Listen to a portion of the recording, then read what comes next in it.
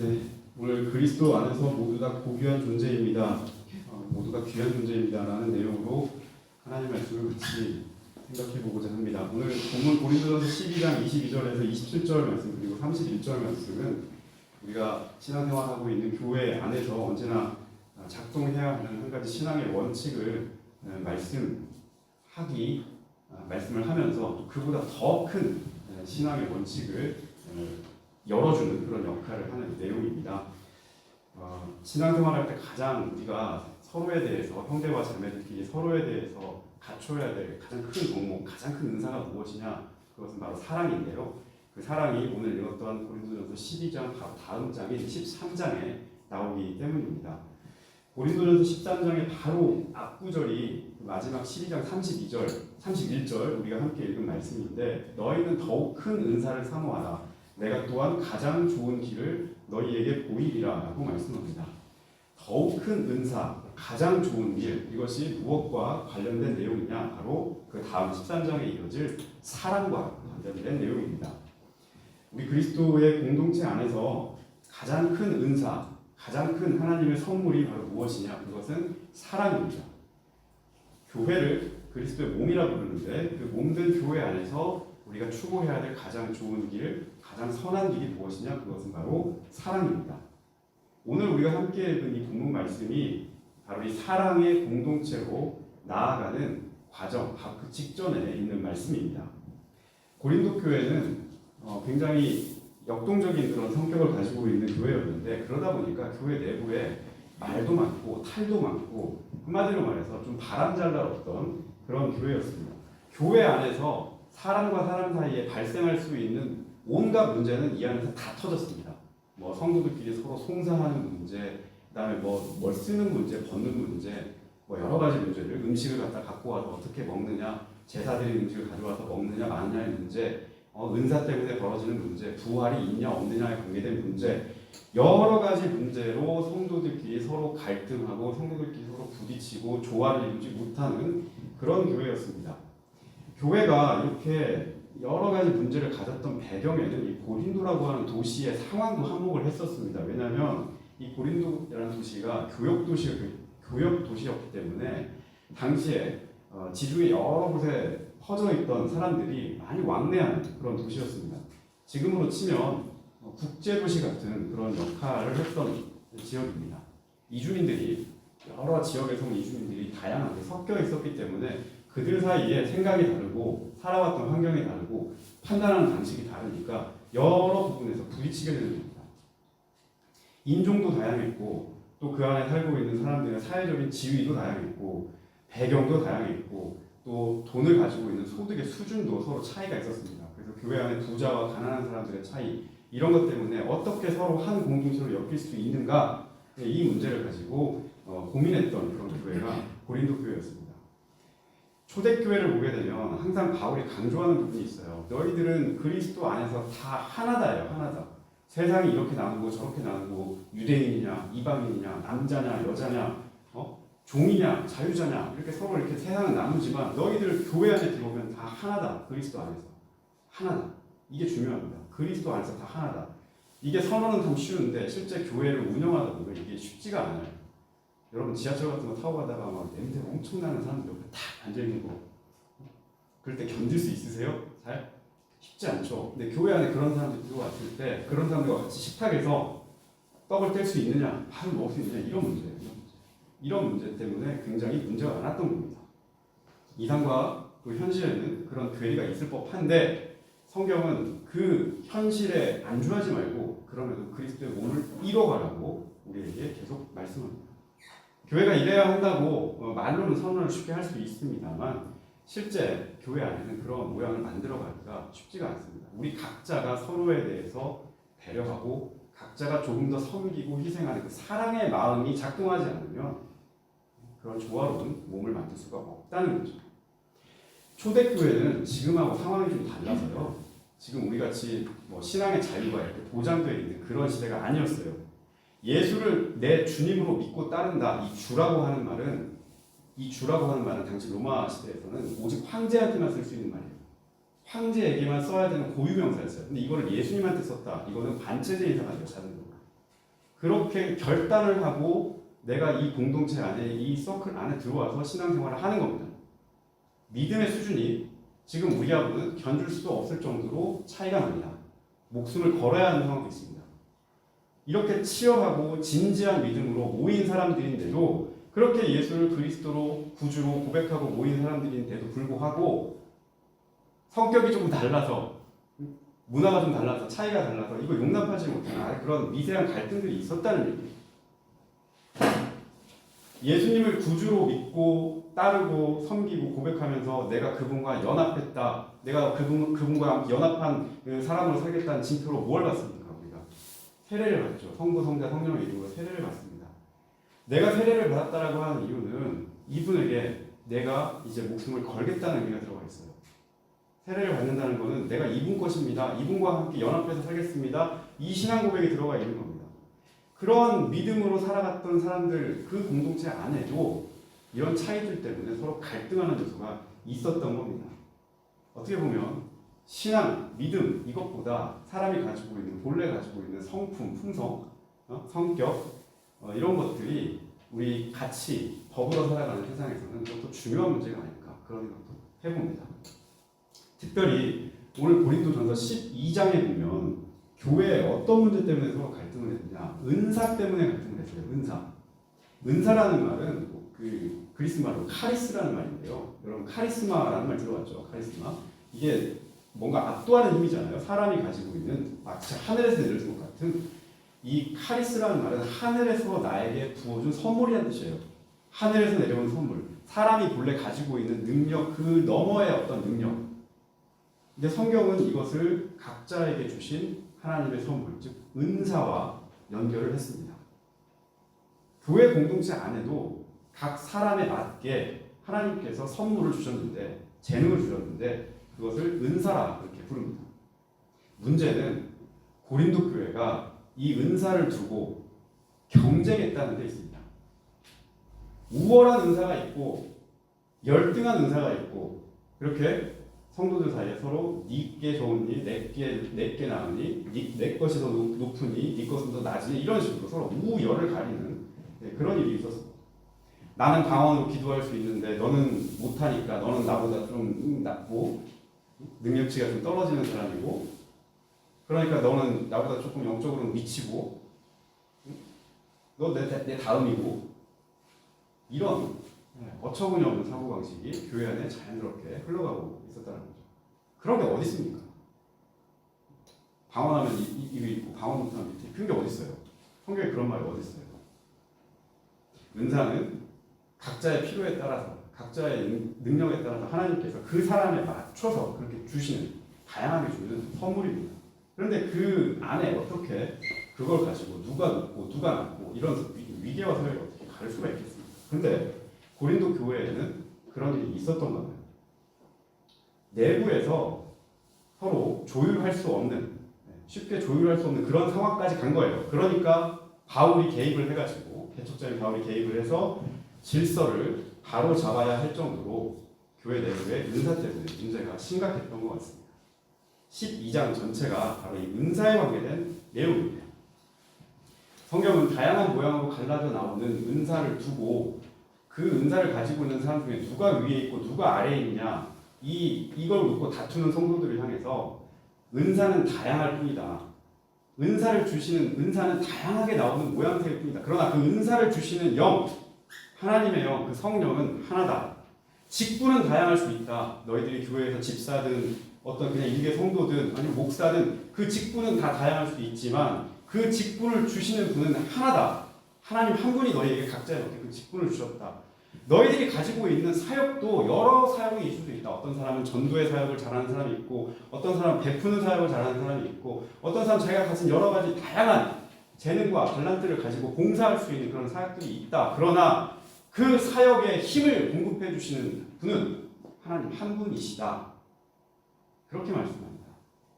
고린도전서 12장 4절에서 6절 말씀을 제가 읽어드리겠습니다. 은사는 여러 가지나 성령은 같고, 직분은 여러 가지나 주는 같으며, 사역은 여러 가지나 모든 것을 모든 사람 가운데서 이루시는 하나님은 같다. 이렇게 말씀합니다.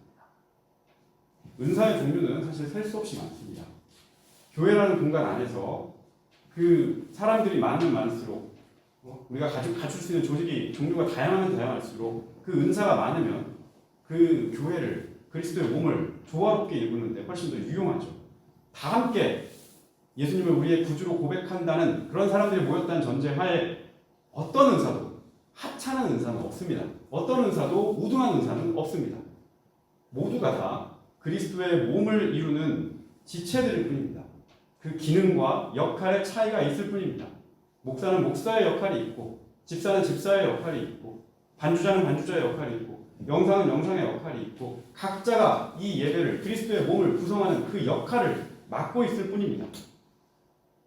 말씀의 은사를 받은 저와 같은 사람은 말씀을 깊게 연구하고 묵상하고 그 의미를 밝혀내기 위해서 공부하고, 그래서 여기 앉아있는 다른 지체들이 하나님 말씀을 더 쉽게 이해하고 내 삶에 적용할 수 있는 언어들을 고르고 그 역할을 하는 겁니다.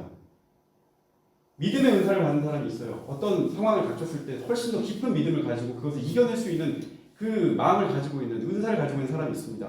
이런 사람들은 내 앞에 닥쳐오는 상황이 오더라도 흔들리지 않는 견고한 믿음을 보여줄 때가 있어요. 옆에서 보는 사람들에게 저런 믿음으로 나도 살았으면 좋겠다라고 하는 등대와 같은 역할을 하는 사람들이 있습니다. 예수님께서 그런 사람들을 뭐라고 불렀습니까? 산을 움직일 만한 믿음을 가지고 있는 사람이라고 불렀어요.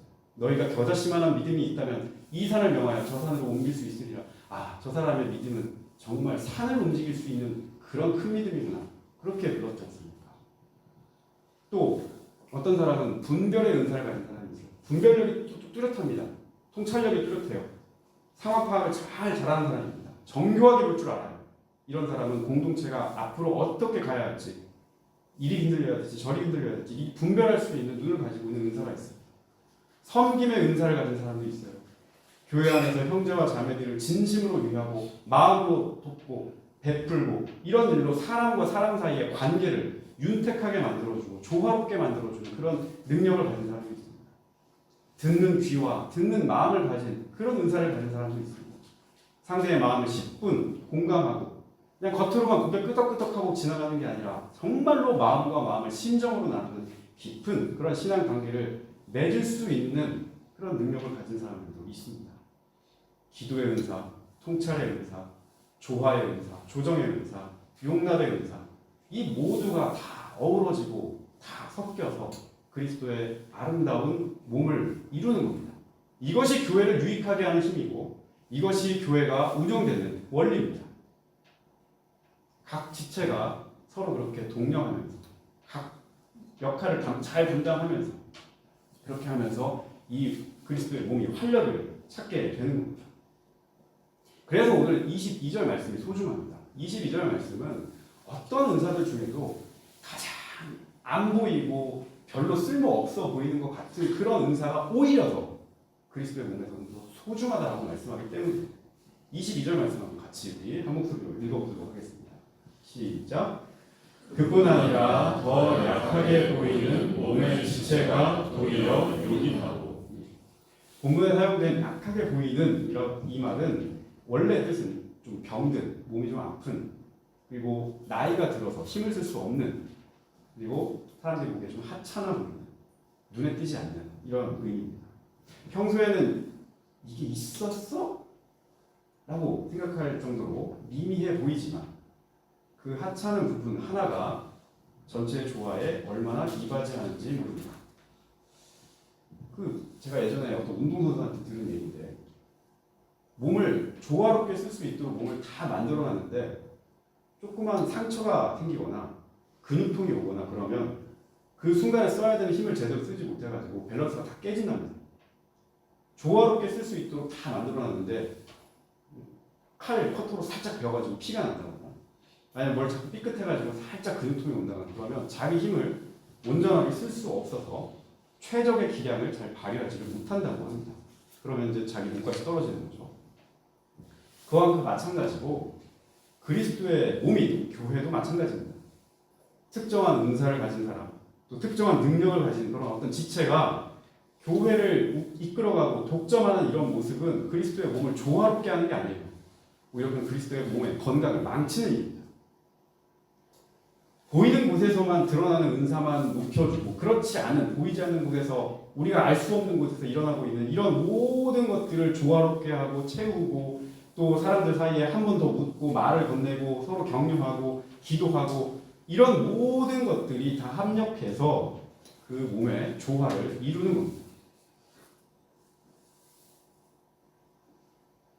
우리 교회에도 어린아이가 있죠.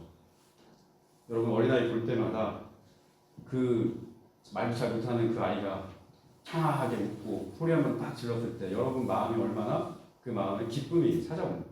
여러분 얼굴에 얼마나 행복한 미소가 생겨납니까?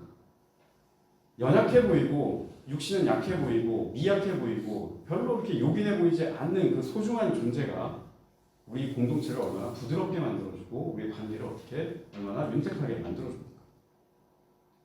우리 각 사람을 그렇기 때문에 우리 각 사람을 이 교회 공동체 안에 불러주시고 우리가 함께 모여서 주일마다 예배하도록 하신 우리 주님께서는 우리 중 어떤 사람도 소외시키지 않으시고 어떤 사람도 배제하지 않으시고 모두가 다 소중한 존재다, 소중한 사람이다 그렇게 말씀해 주십니다. 모두가 그분의 귀한 지체고 그분의 사랑 안에 거해야 할 소중한 생명이라고 합니다. 만약 오늘 말씀에 나와 있는 이 고린도 교회 성도들이 이 사실을 알았더라면 알고서 신앙생활을 했더라면 믿음 따로 성격 따로 이렇게 분리해서 신앙생활을 하지 않았을 겁니다. 오히려 오늘 말씀 25절 말씀처럼 한 몸 가운데 분쟁이 없고 오직 지체들끼리 서로 돌보며 귀중한 영적인 관계를 맺는 데 더 주력했을 겁니다. 26절 오늘 우리 함께 읽은 26절 말씀은 이 세상에 존재하는 모든 믿음의 공동체가 지향해야 할 그런 모델을 말씀합니다. 26절 말씀을 우리 한 목소리로 같이 읽어보도록 하겠습니다. 시작. 만일 한 지체가 고통을 받으면 모든 지체가 함께 고통을 받고 한 지체가 영광을 얻으면 모든 지체가 함께 즐거워하느니라. 현대사회는 너 마음과 내 마음이 서로 소통이 잘 안 되는 사회입니다. 왜요? 우리는 얼굴과 얼굴을 마주 보면서 살지 않고 화면과 화면을 마주 보면서 주로 살기 때문에 그렇습니다. 내 마음과 내 마음이 서로 소통이 되지 않는 사회, 이런 사회는 깨어지는 사회죠. 서로가 하나가 되기가 굉장히 어렵습니다. 그 사람이 그랬을 거야. 아, 그래서 그랬구나 라고 하는 그 유비적인 추측이 잘 되지 않는 그런 사회입니다. 그런데 오늘 말씀 보면 한 지체가 고통을 받으면 모든 지체가 함께 고통을 받고 한 지체가 영광을 받으면 모든 지체가 함께 즐거워한다 라고 말씀하죠. 너의 마음이 나의 마음이 되고 너의 아픔이 나의 아픔이 되고 너의 기쁨이 나의 기쁨이 될 수 있는 그리스도 안에서 그렇게 될 수 있는 공동체, 그렇게 될 수 있는 교회, 이런 교회를 가꾸어 가자는 말씀입니다.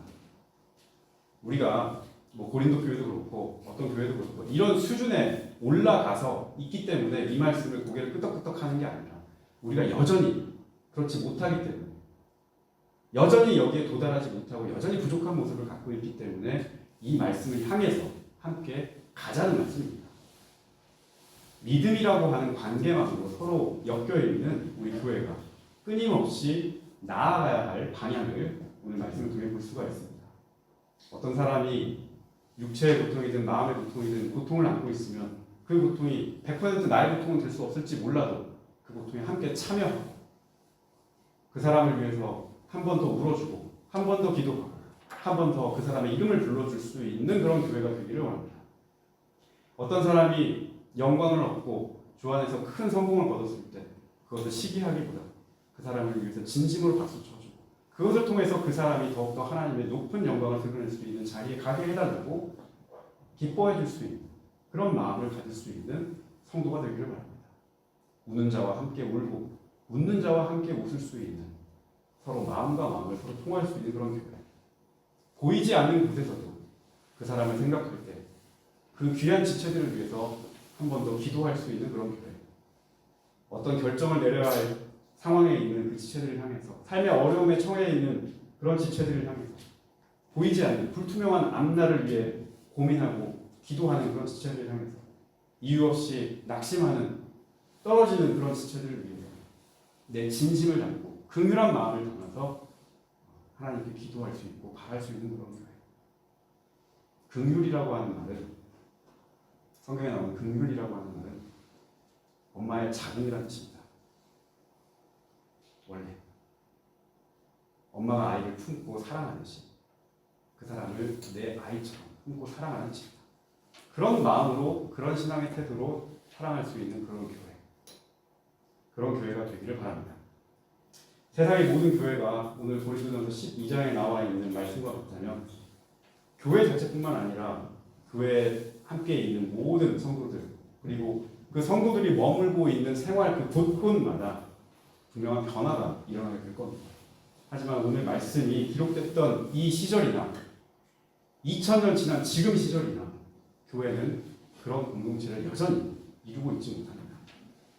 여전히 이 시대에 예수 믿는 사람으로서, 그리스도인으로서 담당해야 될, 짊어져야 될 우리의 숙제입니다. 그 숙제를 피하지 않기를 바랍니다. 성경은 그래서 이 믿음의 공동체, 그리스도의 몸, 조화로운 공동체를 각자의, 각 지체가 이룰 수 있는 그 길을 우리에게 말씀하셨는데, 그것을 우리 힘으로, 우리의 능력으로, 우리의 어떤 능력으로 다 해낼 수 없다는 것을 알기 때문에 가장 큰 은사를 더욱 우리가 사모하라고, 더 큰 은사를 구하라고 우리에게 말씀합니다. 그것이 오늘 우리가 읽은 12장 31절 바로 다음에 나와 있는 13장의 사랑입니다. 성경이 말하는 사랑은 그 사람 성품에 내재되어 있는 어떤 성격을 얘기하는 게 아닙니다. 그리고 내가 인위적으로 뿜어내서 사랑해야지 의지를 가지고 막 열심히 노력하는 거기에서, 그것에서 끝나는 것도 아닙니다. 오늘 12장 31절 말씀처럼 사랑은 하나님께서 우리에게 부어주시는 선물이고 은사입니다. 하나님께서 주시는 마음이 있어야, 하나님의 마음을 우리가 느끼고 알고 그분의 마음을 우리가 받아 안아야, 그분의 마음과 우리가 서로 통해야 그 사랑도 바깥으로 나갈 수 있는 겁니다. 내가 해야지, 해봐야지, 이건 한계가 있어요. 그럼 하나님께서 우리에게 주시는 그 마음으로 하면 바라볼 수 있는 대로 하나님의 그 마음으로 우리가 볼 수 있게 되는 거죠. 그래서 그 은사, 가장 큰 은사가 우리 안에 늘 충만히 임하도록 구하라고 이렇게 말씀합니다. 제가 참 좋아하는 한 기독교 사상가가 있는데 그 사람이 이런 말을 한 적이 있습니다. 인간은 단점이 보일 때, 단점이 보일수록 더욱 아름답다라고 얘기한 적이 있습니다. 별 동의가 안 되시면 단점을 보일수록 더욱더 아름답다. 그 사람의 연약함이 드러날수록, 부족함이 드러날수록, 채워야 할 것이 보이면 보일수록 더 아름답다. 내가 할 역할이 있기 때문에, 내가 그 사람에게 줘야 될 사랑의 역할이 있기 때문에 그렇습니다. 상대를 사랑의 눈으로 바라보기 시작하면 이런 표현이 가능합니다. 채워줄 수 있는 것은 무엇인가? 도와줄 수 있는 것은 무엇인가? 눈이 바뀌는 거죠. 이것이 바로 하나님께서 우리에게 주시는 사랑의 은사입니다. 주님께서 주신 사랑, 그 은사를 가지고 세상을 바라보고 상대를 바라보면 단점도, 연약함도 그 사람의 한 부분이고, 우리가 보듬어주고 다듬어서 더 채워주고 완성해줘야 될 부분으로 보인다는 뜻입니다. 오늘 말씀을 마감하면서 우리 성도 여러분께 부탁 말씀을 꼭 드리고 싶습니다. 오늘 이번 주 살아갈 때 이 말씀을 통해서 우리가 하나님 저에게 세상을 바라볼 수 있는, 그리고 내 옆에 있는 사람들을 바라볼 수 있는 그 눈을 주시되 사랑의 눈을 주옵소서라고 꼭 기도하시기를 바랍니다. 앞으로 세상을 살아갈 때 미움과 경쟁과 시기의 눈으로 봐야 할 그런 시기도 있습니다. 그런 시기가 있을 때에도 내가 그것을 사랑의 눈으로 이겨낼 수 있기를 바랍니다. 사랑의 눈으로, 그럼에도 사랑할 수 있는 마음을 나에게 허락하여 주십시오. 주님께서 부족한 우리를 사랑의 눈으로 용납해 주셨고 바라봐 주셨고 지금도 찾아오시는 것처럼 큰 눈으로 우리도 이웃을 향할 수 있게 해주십시오라고 그렇게 기도할 수 있기를 바랍니다. 여러분 안에 비교할 수 없는 더욱더 큰 은사인 이 사랑의 은사를 하나님께 충만히 받고 있고 원하고 바라고 구하는 복된 성도의 삶을 이런 한 주 누릴 수 있기를 예수님의 이름으로 부탁드리겠습니다.